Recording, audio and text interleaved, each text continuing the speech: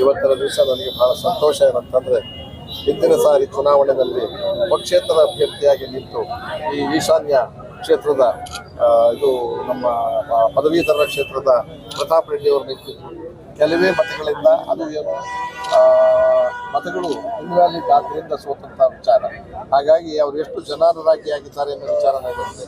ನಮ್ಮ ಪಕ್ಷದ ವತಿಯಿಂದ ಅಂದರೆ ಆಮ್ ಆದ್ಮಿ ಪಾರ್ಟಿ, ಕೇಜ್ರಿವಾಲ್ ಅವರ ಪಕ್ಷ ಸಂಪೂರ್ಣವಾಗಿ ಇಲ್ಲಿ ಅಭ್ಯರ್ಥಿಗಳನ್ನು ಇವತ್ತು ಸಾರಿ ನಿಲ್ಲಿಸಬಾರ್ದು ಅಂತ ತೀರ್ಮಾನ ಮಾಡಿ ಬೆಂಬಲವನ್ನು ಯಾರಿಗೆ ಕೊಡಬೇಕು ಅಂದಾಗ, ಯಾರು ಪ್ರಜಾಪ್ರಭುತ್ವಕ್ಕೆ ಗೌರವ ಕೊಡ್ತಾರೆ, ಸಂವಿಧಾನ ಉಳಿಸೋದಕ್ಕೆ ಕೊಡ್ತಾರೆ, ಸರ್ವರಿಗೂ ಸಮಪಾಲ ನೋಡ್ತಾರೆ ಅಂಥದ್ದನ್ನು ಬೇರೆ ಪಕ್ಷಗಳಲ್ಲಿ ನಾನು ನೋಡದೇ ಇರೋದ್ರಿಂದ ಈ ಪಕ್ಷೇತರ ಅಭ್ಯರ್ಥಿಯವರು ಸೋತ ಮೇಲೂ ಕೂಡ ನಿರಂತರ 6 ವರ್ಷಗಳ ಕಾಲ ಟ್ರಸ್ಟ್ ಮಾಡಿಕೊಂಡು ಸಾರ್ವಜನಿಕರ ಸೇವೆಯನ್ನು ಮಾಡಿಕೊಂಡು ಬಂದಿರೋದ್ರಿಂದ ಅವರನ್ನು ಹೆಚ್ಚಿನ ಬಹುಮತ ಗೆಲ್ಲಿಸೋದ್ರಿಂದ ಸಮಾಜಕ್ಕೆ ಒಳ್ಳೆಯದಾಗುತ್ತೆ ಅನ್ನೋ ದೃಷ್ಟಿಯಿಂದ ಸಂಪೂರ್ಣ ಬೆಂಬಲವನ್ನು ಬೇರೆ ಬೇರೆ ಪಾರ್ಟಿಗಳು ಸೇರ್ಕೊಂಡು ನಾವು ಮಾಡಿದ್ದೀವಿ.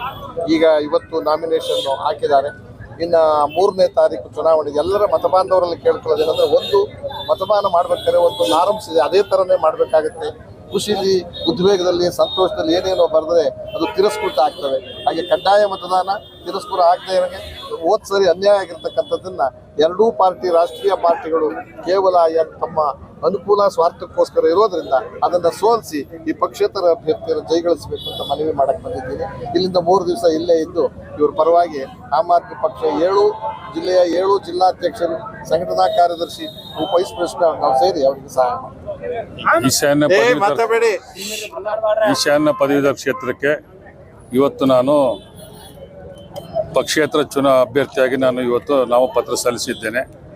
ಬಟ್ ನನಗೆ ಭಾಳ ಇವತ್ತು ಎಷ್ಟು ಸಂತೋಷ ಅನಿಸ್ತದೆ ಅಂದರೆ, 7 ಜಿಲ್ಲೆಗಳಿಂದ ಎಲ್ಲ ಜನರು ಪ್ರತ್ಯಕ್ಷವಾಗಿ ಪರೋಕ್ಷವಾಗಿ ನಮ್ಮ ಬೆಂಬಲಕ್ಕೆ ವ್ಯಕ್ತ ಮಾಡೋಕ್ಕೆ ಅಂತ ಬಂದು ನಮಗೆ ನೈತಿಕವಾಗಿ ಬೆಂಬಲ ಕೊಟ್ಟಂಥ ಯಾವಾಗಲೂ ಕಾಯಿ ಮುಖ್ಯಮಂತ್ರಿ ಆದಂಥ ಮುಖ್ಯಮಂತ್ರಿ ಚಂದ್ರು ಅವ್ರಿಗೂ ಮತ್ತು ಅವರು ಆಮ್ ಆದ್ಮಿ ಪಾರ್ಟಿಯವ್ರಿಗೂ ಮತ್ತು ನನ್ನ CPM ಎಲ್ಲ ಕಾಮ್ರೇಡ್ರು ಕೂಡ ನನ್ನ ಧನ್ಯವಾದಗಳು ಹೇಳೋಕ್ಕೆ ಇಚ್ಛೆಪಡ್ತೀನಿ. ಈ ಚುನಾವಣೆಯಲ್ಲಿ ಈಗಂತೆ ಎಲ್ಲರ ಬಾಯಲ್ಲೂ ಕೂಡ ಒಂದೇ ಇದೆ, ಈ ಸಾರಿ 2 ಕ್ಯಾಂಡಿಡೇಟ್ನ ಕಾಂಗ್ರೆಸ್ ಅಭ್ಯರ್ಥಿನ BJP ಅಭ್ಯರ್ಥಿ ನೋಡಾಯಿತು. ಹೊಸದಾಗಿ ಹೊಸ ಕ್ಯಾಂಡಿಡೇಟ್ ಹೋದ ಸಾರಿ ಕೆಲವೇ ಮಾತುಗಳಿಂದ ನಾವು ಮಾಡಿದ ಮಿಸ್ಟೇಕಿಂದ ಅವರು ಸೋತಿದ್ದಾರೆ. ಸೊ ಇಲ್ಲಾಂದರೆ ಅವ್ರು ಸೋಲ್ತಾ ಇದ್ದಿಲ್ಲ. ಈ ಸಾರಿ ಪ್ರತಾಪ್ ರೆಡ್ಡಿ ಅವ್ರು ಖಂಡಿತವಾಗಿ ಅವ್ರಿಗೆ ಅವಕಾಶ ಕೊಡಬೇಕು, ಅವ್ರಿಗೆ ಗೆಲ್ಲಿಸ್ಬೇಕಂತ ಮತದಾರರು ಈಗಾಗಲೇ ತೀರ್ಮಾನ ಮಾಡಿದ್ದಾರೆ. ಆ ತೀರ್ಮಾನ 3ನೇ ತಾರೀಕು ಮತದಾನ ರೂಪಾಂತರ ಅವರು ತೋರಿಸ್ತಾರೆ. ಅದು 6ನೇ ತಾರೀಕು ನಮ್ಗೆ ಆಶೀರ್ವಾದ ರೂಪದಲ್ಲಿ ಜಯ ಗಳಿಸುವಂಥ ವಿಶ್ವಾಸ ನಮಗಿದೆ ಸರ್. ಮುತ್ಸದ್ದಿ ರಾಜಕಾರಣಿಗಳು, ಸಾಕಷ್ಟು ಅನುಭವಿಗಳು, ಅದೆಲ್ಲಕ್ಕಿಂತ ಇವತ್ತಿನ ಪ್ರಜಾಪ್ರಭುತ್ವ ಮತ್ತು ಸಂವಿಧಾನ ಉಳಿಸಬೇಕು ಅನ್ನೋ ಚಿಂತಕರಾಗಿರ್ತಕ್ಕಂಥ ರಾಣಾ ಪ್ರತಾಪ ರೆಡ್ಡಿ ಅವರ ಪರವಾಗಿ ಚುನಾವಣಾ ಮತ ಭಿಕ್ಷೆ ಬೇಡೋದಕ್ಕೆ ಮತ್ತು ಇವತ್ತು ಅವರ ನಾಮಿನೇಷನ್ ಜಾಗದಲ್ಲಿ ನಾನು ಇರಬೇಕು ಅನ್ನೋ ದೃಷ್ಟಿಯಿಂದ ಬಂದೆ. ನಾನು ಮತ್ತು ನನ್ನ ತಂಡ, ಅಂದರೆ ಆಮ್ ಆದ್ಮಿ ಪಾರ್ಟಿ, ರಾಷ್ಟ್ರೀಯ ಪಕ್ಷ ಮತ್ತು ಕೇಜ್ರಿವಾಲ್ ಅವರ ಪಕ್ಷ ತಮಗೆಲ್ಲ ಗೊತ್ತಿದೆ.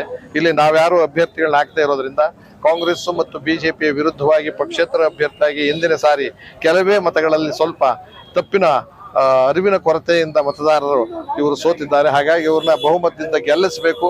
ಅದೆಲ್ಲಕ್ಕಿಂತ ಒಬ್ಬ ಸಜ್ಜನ ರಾಜಕಾರಣಿ, ಸೌಜನ್ಯ ರಾಜಕಾರಣಿ, ಅವರ ಕುಟುಂಬ ಕೂಡ ಕೇವಲ ಬರೀ ಮನುಷ್ಯರಲ್ಲ, 4-6 ಜನರಿಗೆ ಸಹಾಯವನ್ನ, ಶಿಕ್ಷಣ ವಿಚಾರದಲ್ಲಿ ಕ್ರಾಂತಿಯನ್ನ, ಆರೋಗ್ಯ ವಿಚಾರದಲ್ಲಿ ಕ್ರಾಂತಿಯನ್ನು ಮಾಡ್ತಿರ್ತಕ್ಕಂಥ ವ್ಯಕ್ತಿ. ಹಾಗಾಗಿ ನಾನು, ನಮ್ಮ ಅಲಿಗೇಗೌಡರು ಮತ್ತು ನಸೀಮುದ್ದೀನ್ ಶಾ ಮತ್ತು ನಮ್ಮ ಪಕ್ಷದ 7 ಜಿಲ್ಲೆಯ ಅಧ್ಯಕ್ಷರು ಸೇರಿ ಇವ್ರನ್ನ ಬಹುಮತದ ಗೆಲ್ಸೋದಕ್ಕೆ ಮತ ಕೇಳೋದಕ್ಕೆ ಬರ್ತಾ ಇದ್ದೀವಿ. ಒಂದು ಮಾತು ಹೇಳ್ತೀನಿ, ಹಿಂದೆ ಇದ್ದಂಥ ಯಾವುದೇ ಶಾಸಕರು ಕೂಡ ಸಾರ್ವತ್ರಿಕವಾಗಿ ಹೇಳ್ತೀನಿ, ಗೆದ್ದ ಮೇಲೆ ಮತ್ತೆ ಇನ್ನೊಂದ್ಸತಿ ಚುನಾವಣೆಗೆ ಮಾತ್ರ ಬಂದಿರ್ತಾರೆ. ನಮ್ಮ ಈ ಅಭ್ಯರ್ಥಿ ಆ ರೀತಿ ಅಲ್ಲ. ಗೆಲ್ಲಿ ಸೋತಾಗಲಿಂದಲೂ ಕೂಡ ಒಂದು ಟ್ರಸ್ಟ್ ಮಾಡಿಕೊಂಡು ಬೇಕಾದಷ್ಟು ಸಹಾಯವನ್ನ ಬಡವರಿಗೆ ಮಾಡಿರ್ತಕ್ಕಂಥದ್ದಿದೆ.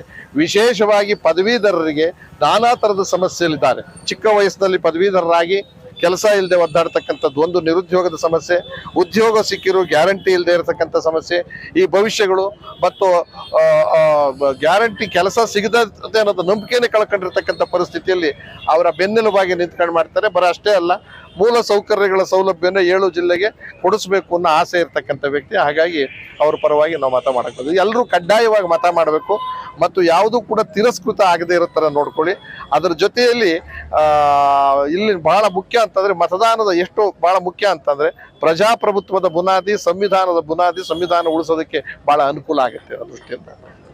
ಗುಲ್ಬರ್ಗ, ಬೀದರ್, ಯಾದಗಿರಿ ಎಲ್ಲ ಜಿಲ್ಲೆಗಳಿಂದ ನಮಗೆ ಬೆಂಬಲ ವ್ಯಕ್ತ ಮಾಡಿ ಎಲ್ಲ ಸ್ನೇಹಿತರು ಬಂದು ಇವತ್ತು ನಮಗೆ ಶುಭಾಶಯ ಕೋರಿದ್ದಕ್ಕೆ ತಮ್ಮ ಪೂರ್ವಕವಾಗಿ ನಾನು ಎಲ್ಲರಿಗೂ ನಾನು ಶುಭಾಶಯ ಹೇಳಕ್ಕೆ ಇಚ್ಛೆಪಡ್ತೀನಿ ಸರ್. ಒಂದು ನಿಮಿಷ